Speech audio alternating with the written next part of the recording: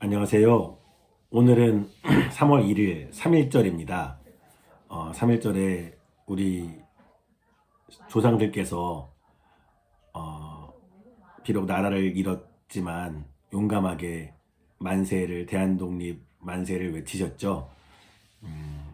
그 3.1절은 비록 일제의 총칼로 진압됐지만 그 정신은 오늘날까지 살아있어서 우리가 아주 귀하게 여기는 국경일이 됐습니다. 그런데 생각해보면 나라가 망했지만 사실 아무 일도 일어나지 않았죠. 어떻게 보면은 그냥 농사져서 밥 먹고 살던 사람들은 나라가 망하기 전이나 후나 농사져서 밥 먹고 살았을 테고, 뭐 머슴으로 살던 사람은 머슴으로 살았을 테고, 물론 몇몇 사람들은 이제 나라가 망하면서 신세가 확 편 사람도 있고, 뭐 신세가 나빠진 사람도 있었겠지만, 뭐 조금 전에 말씀드린 대로 신세가 확 편 사람도 있었겠죠. 친일파 같은 사람들. 그러니까 우리가 이제 오늘날도 여러분 그런 말 들어보셨을지 모르겠지만, 뭐 어느 정당이 집권을 해도 나라는 망하지 않는다. 그러니까 뭐 그렇게 애쓸 필요 없다. 뭐 그런 식으로 이제 이래도 뭐 세상은 똑같고 저래도 똑같고 그렇게 이제 말하기도 합니다. 그런 의미에서 일본이 우리 한반도의 주인이 된 그 순간에도 그냥 사람들의 삶이 모두 다 죽거나 그러지 않았죠. 그러니까 어떻게 보면은 세상은 망하지 않았다라고 볼 수도 있습니다.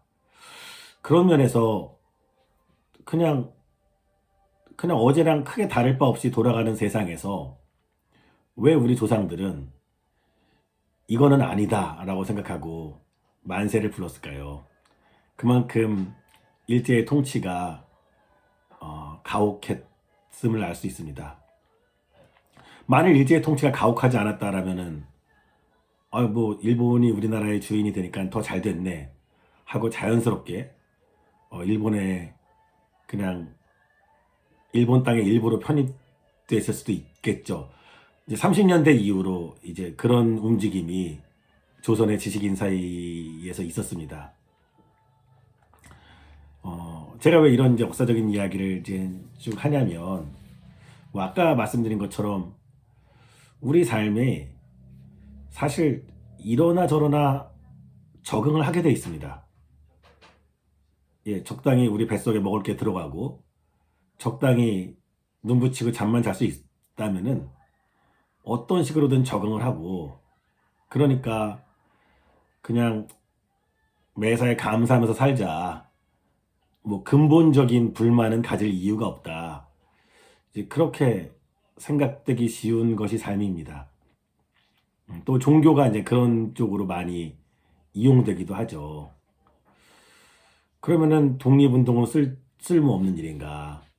그냥 독재 정권하에서 군사 독재 정권하에서 그냥 내가 괜히 군사 독재를 비판만 하지 않으면은 그냥 평범하게 먹고 사는 거 크게 어렵지 않던 시기에 어떤 사람들은 비판하다가 잡혀서 감옥 가고 고문당하고 그랬습니다. 오늘날도 누군가는 사회의 불의에 대해서 소리를 치지만 대부분의 사람들은 아니 저 사람들은 저거 안 해도 되는데 우리 어쨌든 간에 다 먹고 사는데 왜 저렇게 난리 호들갑이냐, 그렇게 할 수 있습니다. 어느 시기든 인간은 그런 존재입니다. 어떻게 보면은 아무 문제 없습니다. 그런데 누군가는 똑같은 시기에 이러다가 망하겠다고 큰 소리를 칩니다. 그럼 하나님은 우리를 보시기에 어떨까요? 너희는 그냥 뭐 다 이 정도면 살만한 거 아니냐, 그러니 감사하면서 살아라 라고 항상 말씀하시는 분인가요? 아니면은 너희는 지금 이렇게 살면 안 된다, 빨리 바뀌어야 된다 라고 말씀하시는 분인가요? 두 가지 다 있는 것 같기도 합니다. 그런데 우리가 역사 속에서, 성경 역사 속에서 아주 중요한 성경 역사의 뿌리가 되는 사건이 뭡니까? 바로 출애굽 사건입니다.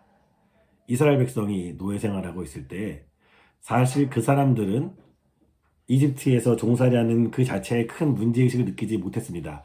왜냐하면 400년이나 그렇게 살았기 때문이죠. 모세라는 사람이 이집트의 왕실에서 자랐지만 이거는 히브리 노예들이 이렇게 살면은 안 된다. 이거는 너무 불의하다. 그리고 나도 히브리 출신이다. 그래서 그 히브리 노예들을 좀 도와주려고 했더니 오히려 모세가 배척당하지 않았습니까? 네가 뭔데 왜 우리한테 이래라 저래라 하느냐. 그러면서 대부분의 사람들은 그냥 현상 유지하기를 바랬습니다. 그리고 모세는 뭔가 해보려다가 안 돼서 도망가고 그리고 미디안 광야에서 40년이 지납니다. 그런데 하나님께서 모세에게 나타나십니다. 오늘 그 부분 하나님께서 모세에게 나타나신 그 부분을 스데반이 그 사람들에게 설교한 사도행전 7장을 읽겠습니다. 사도행전 7장 30절부터 37절입니다. 40년이 지난 뒤에 천사가 시내산 광야에서 가시나무 떨기 불길 속에서 모세에게 나타났습니다. 모세가 이 광경을 보고 기이하게 여겨서 자세히 보려고 가까이 가는데 주님의 음성이 들렸습니다. 나는 네 조상들의 하나님, 곧 아브라함의 하나님, 이삭의 하나님, 야곱의 하나님이다. 모세는 두려워서 감히 바라보지 못하였습니다.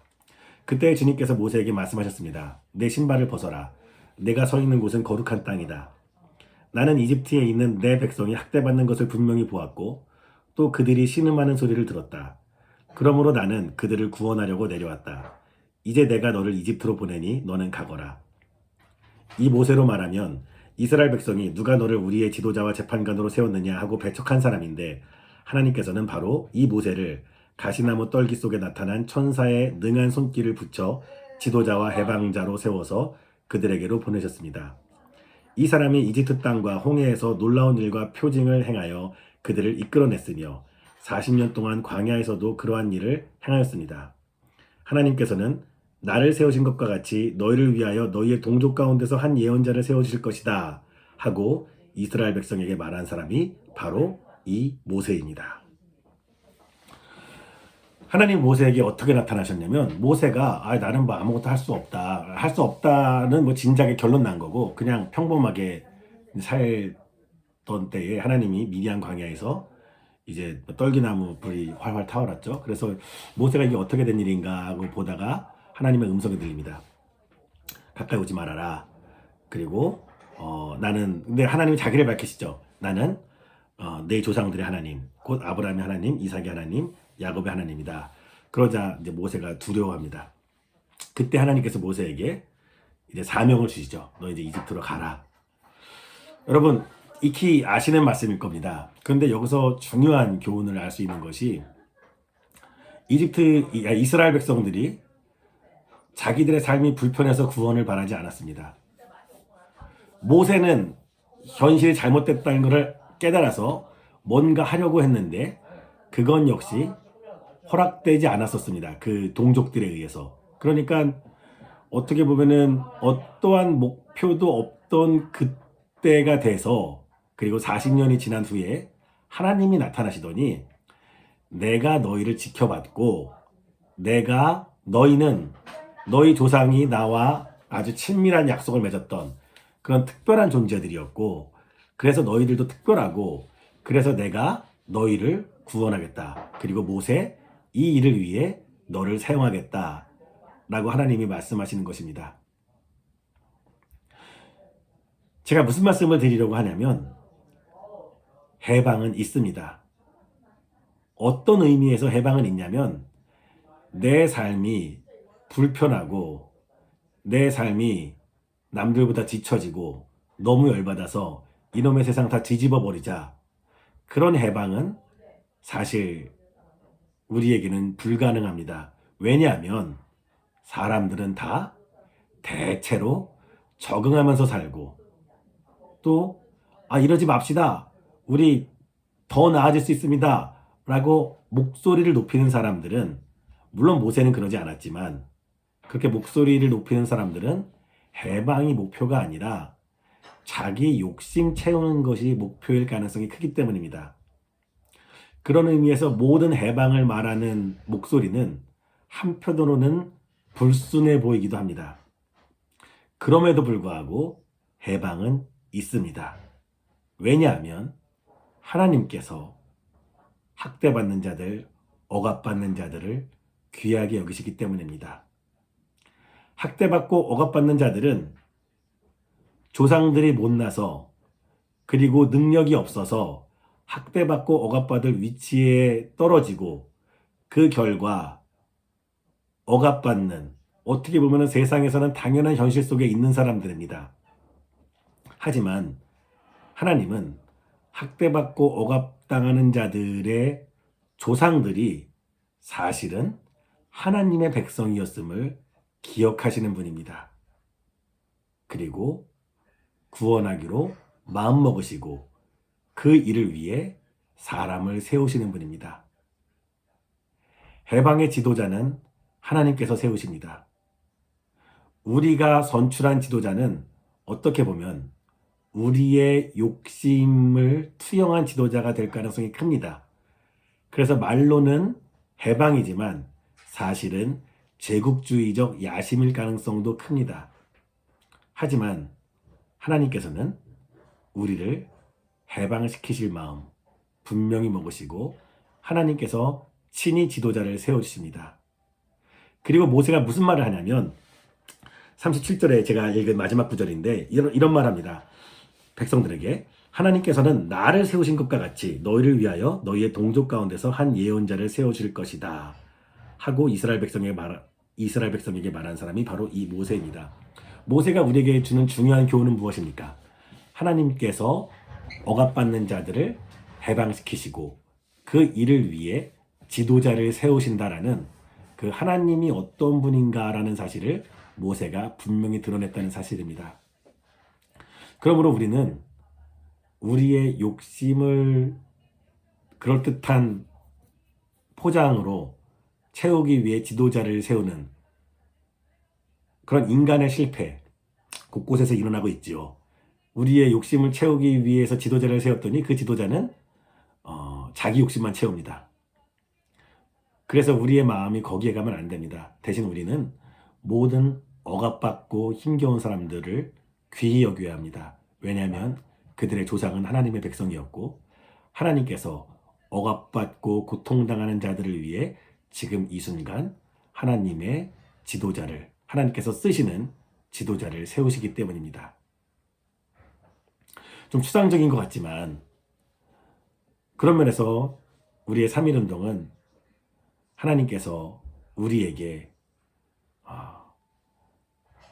민족대표 33인은 나중에 많이 변절했죠. 하지만 이름 없이 빚도 없이 만세를 외치다가 잡혀서 고문당하고 죽으신 많은 분들,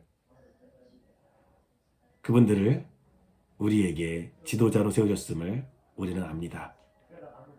그리고 우리는 우리가 귀한 자들이라는 사실, 우리가 다른 민족보다 더 잘나고 다른 민족을 압제한다는 것이 아니라 우리가 귀한 자들이라는 사실을 우리는 당당하게 선포하는 그런 민족이 되었습니다.